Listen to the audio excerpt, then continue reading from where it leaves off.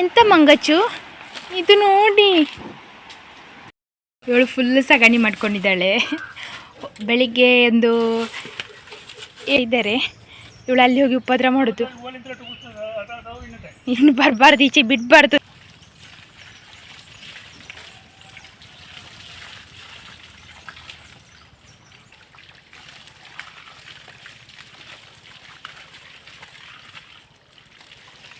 Guru Guru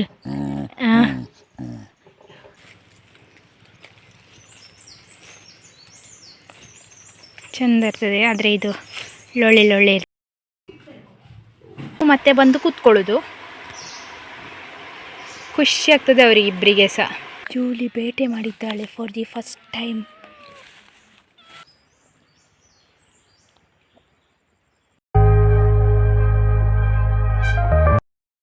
good morning, welcome to my new vlog. ಎಲ್ಲರೂ ಹೇಗಿದ್ದೀರಾ?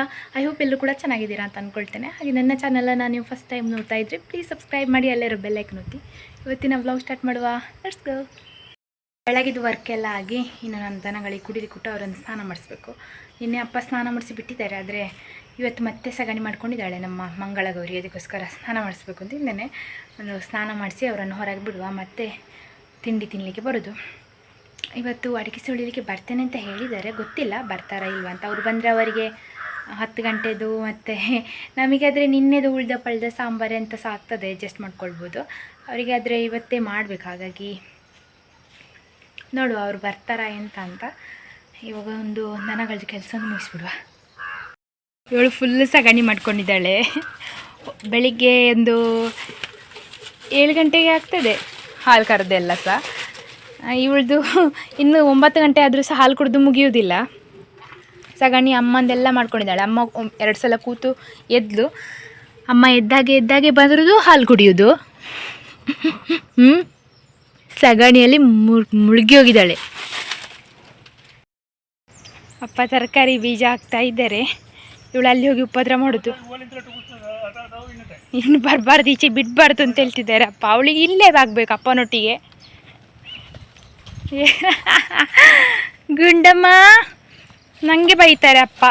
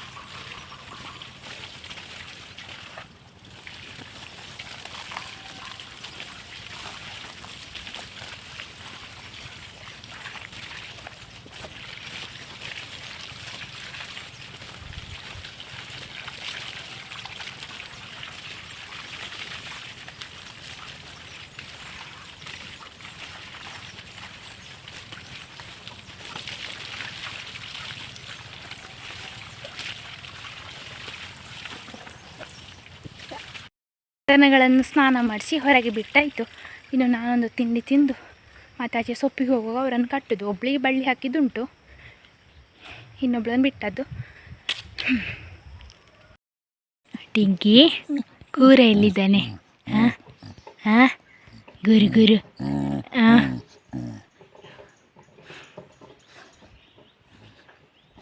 ಗಿಂಗಿ. ಅಡಿಕೆ ಸುಳ್ಳಿಗೆ ಬಂದಿದ್ದಾರೆ ಇಬ್ಬರು. ಅವರಿಗೆ ತಿಂಡಿ ಎಲ್ಲ ಮಾಡಿಟ್ಟು ನಾನೀಗ ಸೊಪ್ಪಿಗೆ ಬಂದೆ. ಸೊಪ್ಪು ಸ್ವಲ್ಪ ಮಾಡಿ, ಅದು ಟೈಮ್ ಉಂಟಲ್ಲ ಕೊಡಲಿಕ್ಕೆ, ಆ ಟೈಮಿಗೆ ಹೋಗೋದು. ಯಾಕಂದರೆ ಅಷ್ಟೊತ್ತು ತನಕ ಮನೇಲಿ ಕೂರಬೇಕಲ್ಲ ಅಂತೇಳಿ ಸೊಪ್ಪಿಗೆ ಬಂದೆ. ಮತ್ತು ದನಗಳು ಹೊಳೆ ಹತ್ರ ಬಂದಿದ್ದಾರೆ, ಹಾಗೆ ಅಲ್ಲೇ ಸೊಪ್ಪು ಮಾಡುವ ಅಂತ. ಮತ್ತು ಅವರು ಏಚೆ ಹೋಗ್ತಾರೆ ಅಂತ ಸಹ ನನಗೆ ಗೊತ್ತಾಗ್ತದಲ್ಲ, ಇಲ್ಲಾಂದರೆ ಮನೆಯಲ್ಲಿದ್ದರೂ ಗೊತ್ತಾಗೋದಿಲ್ಲ ಅಂತೇಳಿ ಸೀದಾ ಬಂದೆ. ಹೇಗೆ ಹೋಗಿ ಮೇಲೆ ಬಂದು ಸಾಗಿದೆ. ನೀರು ಕುಡಿದು ಸ್ವಲ್ಪ ಹೊತ್ತು ನಿಂತಾಯಿತು ಅನ್ನಿಸ್ತದೆ. ಇನ್ನು ಪುನಃ ಮೇಯಲಿಕ್ಕೆ ಹೋಗಲಿಕ್ಕೆ ರೆಡಿ. ಸೊಪ್ಪು ಸ್ವಲ್ಪ ಆಯಿತು, ಇನ್ನೊಂದು ಸ್ವಲ್ಪ ಬಂದು ಮಾಡಬೇಕು. ನನಗೆ ಟೈಮ್ ಆಯಿತು, ಅವರಿಗೆ ಹೋಗಿ ತಿಂಡಿ ಕೊಡಬೇಕು. ಮತ್ತು ನಮ್ಮ ಸುಬ್ಬಮ್ಮಗಳು ಇಲ್ಲಿದ್ದಾರೆ. ಎಂತ ಮಾಡೋದು ಮಂಗಮ್ಮ. ಹ್ಞೂ ಹ್ಞೂ.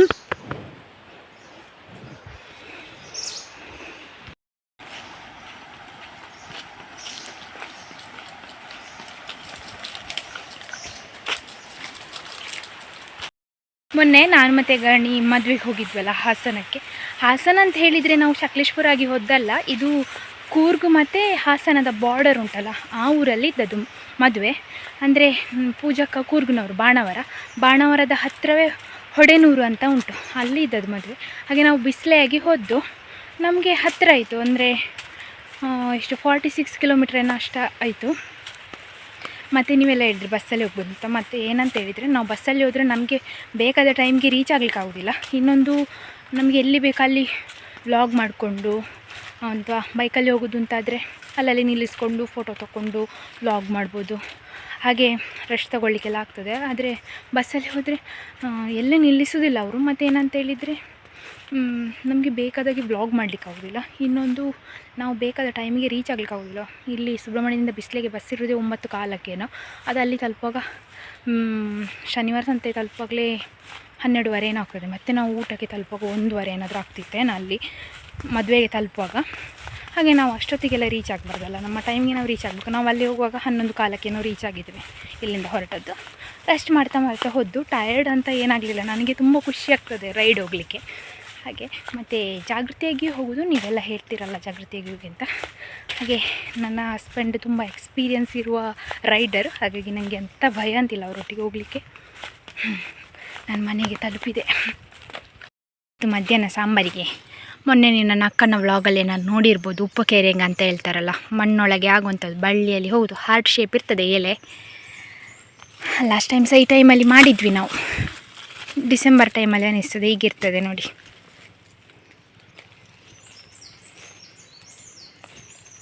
ಚೆಂದ ಇರ್ತದೆ. ಆದರೆ ಇದು ಲೊಳ್ಳೆ ಇರ್ತದೆ, ತಿನ್ನಲಿಕ್ಕೆ ಸೂಪರ್ ಆಗ್ತದೆ. ಇದರದ್ದು ಪಲ್ಯ ಮಾಡಿದಂತೂ ಚೆಂದ ಆಗ್ತದೆ. ಆದರೆ ವರ್ಕರ್ಸ್ ಇದ್ದಾರಲ್ಲ ಅಂಥೇಳಿ ನಾನು ಸಾಂಬಾರು ಮಾಡ್ತಿದ್ದೇನೆ. ಸಾಂಬಾರು ಮಾಡಿದರೆ ರಾತ್ರಿಗೂ ಆಗ್ತದೆ ಅಂತ ಹೇಳಿ ಈಸಿ.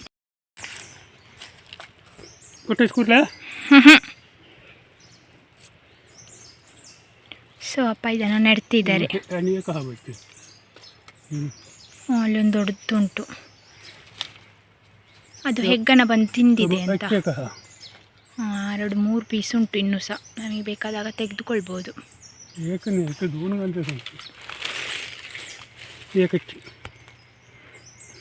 ಇದನ್ನು ಕಟ್ ಮಾಡಿ ಮತ್ತೆ ನೆಡ್ಬೋದು ಬರುವ ವರ್ಷಕ್ಕೆ. ನೋಡಿ ಅಪ್ಪ ನೆಡ್ತಿದ್ದಾರೆ. ಹಾಗೆ ಮಣ್ಣು ಹಾಕಿಬಿಟ್ರೆ ಬರುವ ವರ್ಷಕ್ಕೆ ಸಹ ಆಗ್ತದೆ.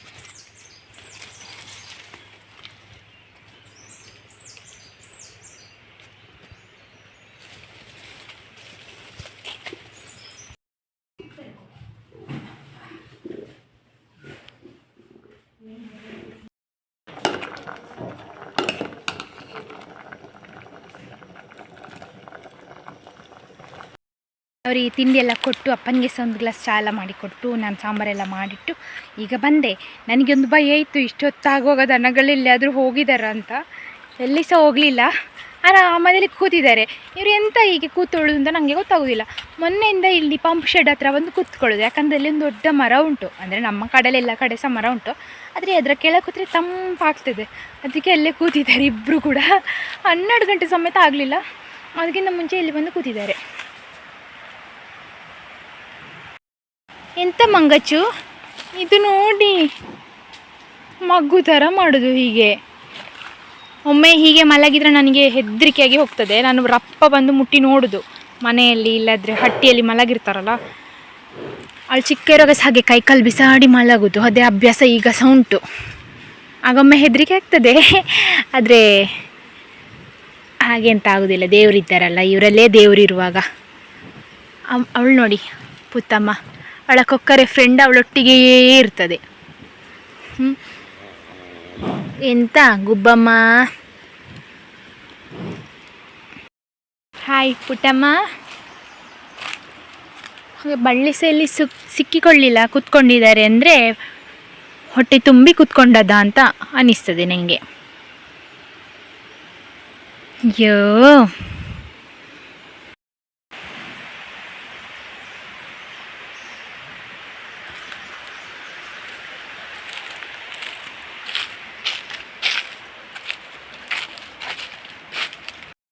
ನನ್ನ ಸೊಪ್ಪಾಯಿತು. ನಾನು ಎಲ್ಲಿ ಹೋದ್ರು ಅಂತ ನೋಡ್ಲಿಕ್ಕೆ ಬಂದರೆ ಮತ್ತೆ ಇಲ್ಲಿ ಬಂದರು. ಹೊಳೆಯಲ್ಲಿ ಹೋಗೋದು, ನಿಲ್ಲೋದು, ಮತ್ತೆ ಬಂದು ಕೂತ್ಕೊಳ್ಳೋದು. ಖುಷಿ ಆಗ್ತದೆ ಅವರಿಗೆ ಇಬ್ಬರಿಗೆ ಸಹ.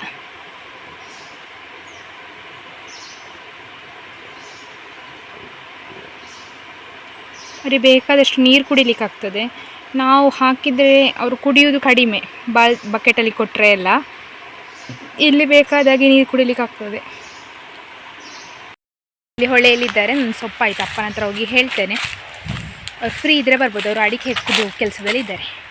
ನನಗಿನ್ನೂ ಸಹ ಟೈಮ್ ಉಂಟು. ಹಾಗೆ ನಾನು ಹುಲ್ಲಿಗೆ ಹೋಗ್ಬೋದು. ಇನ್ನು ಸಾಂಬಾರೆಲ್ಲ ಆಗಿದೆ ಅಲ್ಲ, ಅನ್ನ ಕೂಡ ಆಗಿದೆ, ಸಾಂಬಾರು ಕೂಡ ಆಗಿದೆ. ಇನ್ನೊಂದು ಸ್ವಲ್ಪ ಹುಲ್ಲು ಮಾಡಿ ಮತ್ತೆ ಊಟಕ್ಕೆ ಹೋಗ್ಬೋದು. ಎಂಥ ಮಂಗಳು ಎಷ್ಟು ಉಪ್ಪಾದರೆ ಗೊತ್ತುಂಟಾ. ಇದು ತೋಟದಲ್ಲಿ ಬಾಳೆಗೊನೆ ಉಂಟಲ್ಲ, ಒಂದು ಸಹ ಉಳಿಯುವುದಿಲ್ಲ. ಕದಳಿದು ಎಲ್ಲ ಗೊನೆ ಸಹ ಮುಗೀತು. ಈಗ ಒಂದು ಇಷ್ಟಿಷ್ಟು ಚಿಕ್ಕದು, ಅದು ಬೆಳೀಲಿ ಸಹ ಇಲ್ಲ. ಅದರದ್ದು 3-4 ಪಾಡ ಮುಕ್ಕಿ ಆಯಿತು ಇವರಿಗೆ. ಇಲ್ಲಿ ಇದೊಂದು ಉಂಟು ನೋಡಿ, ಬರೀ ಅದರದ್ದು ದಂಟು ಉಂಟಲ್ಲ, ಅದು ಮಾತ್ರ ಉಂಟು. ಎಂತ ಮಾಡೋದು ಈ ಮಂಗಳಿಗೆ. ನನಗೆ ಬೇಜಾರು ಅನಿಸಿದೆ. ಯಾಕತ್ತುಂಟಾ, ಅಪ್ಪ ವರ್ಷ ಕಷ್ಟಪಟ್ಟು ನಡ್ತಾ ಇರ್ತಾರೆ. ಅವರಿಗೆ ಸಹ ಪ್ರಾಯ ಆಯಿತು. ಅಟ್ಲೀಸ್ಟ್ ಅದನ್ನು ಸೇಲ್ ಮಾಡೋದು ಬಿಡಿ, ತಿನ್ನಲಿಕ್ಕೆ ಸಮೇತ ಸಿಗೋದಿಲ್ಲ ನಮಗೆ. ಅಷ್ಟು ಉಪದ್ರ ಮಂಗಗಳದ್ದು. ಮೊನ್ನೆ ನನಗೆ ಅಂದರೆ ಎತ್ತದಲ್ಲ, ಅಂದರೆ ನನ್ನ ಕೈಗೆ ಎಟುಕುವಷ್ಟು ಕೆಳಗೆ ಗೊನೆ ಉಂಟಲ್ಲ, ಅದಕ್ಕೆಲ್ಲ ಗೋಣಿ ಕಟ್ಟಿದರೆ ಅವುಗಳು ಮುಟ್ಟುವುದಿಲ್ಲ. ಮತ್ತು ತುಂಬ ಎತ್ತರ ಹೋಗಿರ್ತದಲ್ಲ, ಆ ಗೊನೆಗೆ ಎಂತ ಮಾಡಲಿಕ್ಕೆ ಸಾಧ್ಯ ಇಲ್ಲ ನಾವು. ಇದು ನೋಡಿ, ಇದರಲ್ಲಿ ಎಂತ ಸಹ ಇಲ್ಲ. ಇದೇ ಥರ ಸುಮಾರಾಯಿತು. ಅಲ್ಲೊಂದು ಗೊನೆ ಉಂಟು, ಅದನ್ನು ಈಗ ತಿಂದದ್ದು ಬಂದು. ಕದಳಿದು ಅಂತ. ಮನೆ ಹತ್ರ ನೆಟ್ಟರೆ ಅಷ್ಟೇ ಬಚಾವು, ಇಲ್ಲಾಂದರೆ ಈ ತೋಟದಲ್ಲೆಲ್ಲ ನೆಟ್ಟರೆ ಎಂತ ಸಹ ಸಿಗೋದಿಲ್ಲ. ಇದು ನೋಡಿ, ಚಿಕ್ಕ ಗೊನೆ. ಇದರದ್ದು ಸಹ ಕೆಳಗೆ ಇದ್ದದೆಲ್ಲ ತಿಂದಾಯಿತು. ಇಕೊಳ್ಳಿ ಹೀಗೆ ತಿಂದಾಕಿದ್ದಾರೆ ಅಂತ. ಗಿಂಡಾಯಿ ರಿಂಕಿ ತೋಟಕ್ಕೆ ಹೋದರೆ ಹುಲ್ಲಿಗೆ ಇಬ್ಬರು ಕೂಡ ಬರ್ತಾರೆ. ಈಗ ಅಭ್ಯಾಸ ಆಗಿದೆ ಇಬ್ಬರಿಗೆ ಸಹ. ಅಂದರೆ ನನಗೆ ಈಗ ಬರಲಿಲ್ಲ ಇವರಿಬ್ಬರು, ಇಲ್ಲಂದರೆ ಬೊಬ್ಬೆಯಲ್ಲಿ ತಡಿಲಿಕ್ಕೆ ಆಗೋದಿಲ್ಲ. ಒಂದು ಮಿಡತೆ ಸಿಗಲಿಲ್ಲ ಅಂತ ಹೇಳಿದರೆ ಉಂಟಲ್ಲ, ಇವ ನನ್ನ ತಲೆ ಮೇಲೆ ಹತ್ತಿ ಕೊಡ್ತಾನೆ, ಅಷ್ಟು ಬೊಬ್ಬೆ ಒಂದು. ರಿಂಗಿ ಗಂಜಿ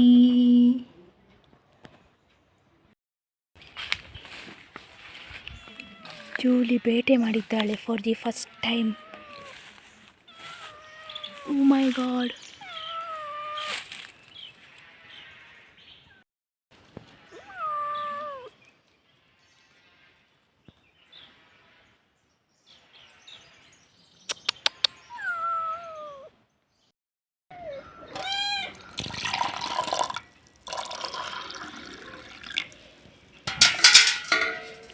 ಚಾಕೆ ಇಬ್ಬರು ಇದ್ದಾರೆ, ಟೆಂಕಿ ಕೂರ ಇದ್ದಾರೆ. ಅಪ್ಪ ಅಲ್ಲಿ ವರ್ಕರ್ಸ್ ಹತ್ರ ಮಾತಾಡ್ತಾ ಇದ್ದಾರೆ. ನಾನು ಬಂದು ಚಹಾ ಒಂದು ಮಾಡಿದೆ. ಇನ್ನು ಅವ್ರು ಬರ್ಬೋದು. ಅವ್ರು ಬರದೆ ಈ ಕೂರ ಮೇಲೆ ಬರೋದಿಲ್ಲ. ಕೂರ ಚಹಾ ಎಲ್ಲ ಕುಡ್ದಾಯಿತು. ಈಗ ಹುಲ್ಲಿಗೆ ಬಂದೆ. ಆಗ ಹುಲ್ಲಿಗೆ ಬರಲಿಕ್ಕೆ ಆಗಲಿಲ್ಲ ನನಗೆ. ಅದು ಮಂಗಳನ್ನು ಉಳಿಸಿ ಮತ್ತು ಟಿಂಕಿ ಕೂರನವರನ್ನೆಲ್ಲ ಕರೆದು ಲೇಟ್ ಆಯಿತು ಬರಲಿಕ್ಕೆ. ಅದಕ್ಕೆ ಈಗ ಬಂದಿದ್ದೇನೆ. ಈಗ ಏನು ಅಷ್ಟು ದೊಡ್ಡ ಹುಲ್ಲು ಮಾಡಲಿಕ್ಕೆ ಆಗಲಿಕ್ಕಿಲ್ಲ ಅಂತ ಅನಿಸೋದು. ಯಾಕಂದರೆ 3:30 ಆಯಿತು. ಈಗ ಅಪ್ಪನಿಗೆ ಚಹಾ ಮಾಡಿಕೊಟ್ಟು, ಅವರು ಅಡಿಕೆ ಸುಳಿಯವರಿಗೆ ಸಹ ಚಹಾ ಮಾಡಿಟ್ಟು, ದನಗಳನ್ನು ಕರ್ಕೊಂಡು ಬಂದು ಅವರಿಗೆ ಕುಡಿಲಿಕ್ಕೆ ಕೊಟ್ಟು, ಈಗ ಬಂದ ತೋಟಕ್ಕೆ. ಸಮ್ಟೈಮ್ಸ್ ನಾನು ಬ್ಲ್ಯಾಂಕ್ ಆಗ್ತಾನೆ, ಎಂತ ಹೇಳೋದು ಅಂತ ಗೊತ್ತಾಗೋದಿಲ್ಲ. ಹುಲ್ಲು ಮಾಡಿ ಎಷ್ಟಾಗ್ತದೆ ಅಷ್ಟು ಹುಲ್ಲು ಮಾಡೋದು. ಮತ್ತು ಅವ್ರು ಹೇಗೂ ಮೇಯ್ತಿದ್ದಾರಲ್ಲ ಇಷ್ಟು ಹೊತ್ತು, ಹೊರಗಡೆನೇ ಇದ್ದರು. ಇಬ್ಬರನ್ನು ಸಹ ಬಿಟ್ಟದ್ದು. ಈಗ ಆಗ ಊಟಕ್ಕಿಂತ ಮುಂಚೆ ಕಟ್ಟಿದ್ದು ಒಬ್ಬಳನ್ನು. ಅದಕ್ಕೆ ಸಾಧ್ಯಷ್ಟು ಹಿಡ್ಕೊಂಡು ಹೋಗುವ, ಯಾಕಂದರೆ ಹುಲ್ಲಿಲ್ಲ ಇಲ್ಲಿ ತೋಟ ಸೈಡಲ್ಲಿ ಕ್ಲೀನ್ ಮಾಡೋದಲ್ಲ ಹಾಗೆ. ಆಚೆ ಸೈಡಿಂದ ಹೀಗಾಗಿ ಹೀಗೆ ಫುಲ್ ಕ್ಲೀನ್ ಆಗಿದೆ ಅಲ್ಲ, ಹಾಗೆ ಇವಾಗ ಈ ಸೈಡ್ ಒಂದು ಕ್ಲೀನ್ ಮಾಡಲಿಕ್ಕೆ ಉಂಟು. ಇದೊಂದು ಕ್ಲೀನ್ ಆದರೆ ಕಂಪ್ಲೀಟ್ ತೋಟ ಕ್ಲೀನ್ ಆಗ್ತದೆ. ಅಂದರೆ ಅಡಿಕೆ ಎಲ್ಲೆಲ್ಲಿ ಸಿಗ್ತದೆ ಆ ತೋಟ ಕ್ಲೀನ್ ಆಗ್ತದೆ. ಮತ್ತು ನೆಟ್ಟ ಜಾಗ ಉಂಟಲ್ಲ, ಕೆಲವು ಗಿಡ ನೆಟ್ಟದ್ದು ಮತ್ತು ಸತ್ತೋದ್ದು ಜಾಗದಲ್ಲಿ ಹುಲ್ಲು ಸುಮಾರು ಉಂಟು. ಅಂದರೆ ಅರ್ಜೆಂಟಿಗಿರುವಾಗ ಅಲ್ಲಿ ಹೋಗಿ ಹಿರಿಯೋದು. ಇವಾಗ ಇದು ಕ್ಲೀನ್ ಆಗಬೇಕು. ಹುಲ್ಲಾಯಿತು ಒಂದು ಕಟ್ಟ. ನಾನು ಹಾಗಾಗಿ ಇಷ್ಟಗಾಲಾಗಿ ತೋಟ ಲೆಕ್ಕ ಹಾಕ್ಲಿಕ್ಕೆ ಹೋದರೆ ಸುಮಾರು ಹಿರಿದ ಲೆಕ್ಕದಲ್ಲಿ ಹುಲ್ಲು ಇದ್ದರೆ ಉಂಟಲ್ಲ, ಒಂದು 3 ಕಟ್ಟ ಹುಲ್ಲು ಆಗ್ತಿತ್ತು. ಅಷ್ಟು ಜಾಗ ಹಿರಿದಿದ್ದೇನೆ. ಆದರೆ ಹುಲ್ಲು ಇದ್ದದ್ದು ಇಷ್ಟು. ಟೈಮ್ ಆಯ್ತು, ಇನ್ನು ಹಾಲು ಕರೀಲಿಕ್ಕೆ ಹೋಗಬೇಕು. ಹಾಗೆ ಬಂದೆ. ಇವರಿಬ್ಬರು ಬಂದಿದ್ದರು ನೋಡಿ ಅಂತೆ, ರಿಂಕಿ ಮತ್ತು ಡಿಂಕಿ ಹುಲ್ಲು ತಿಂತಿದ್ದಾನೆ. ಡಿಂಕಿ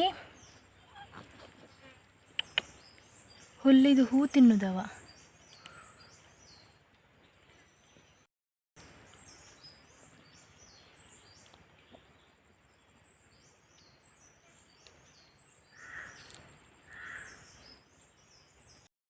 ಹಾಲು ಕೊಟ್ಟು ಡೈರಿಯಿಂದ ಬಂದೆ. ಇವಳು ನೋಡಿ ಇಂಥ ಕುಣಿತಿದ್ದಾಳೆ. ಇವರಿಬ್ರು ಇದ್ದಾರಲ್ಲ ಆಟ ಆಡಲಿಕ್ಕೆ ಒಟ್ಟಿಗೆ, ಅದಕ್ಕೆ. ಶುಭಮ್ಮ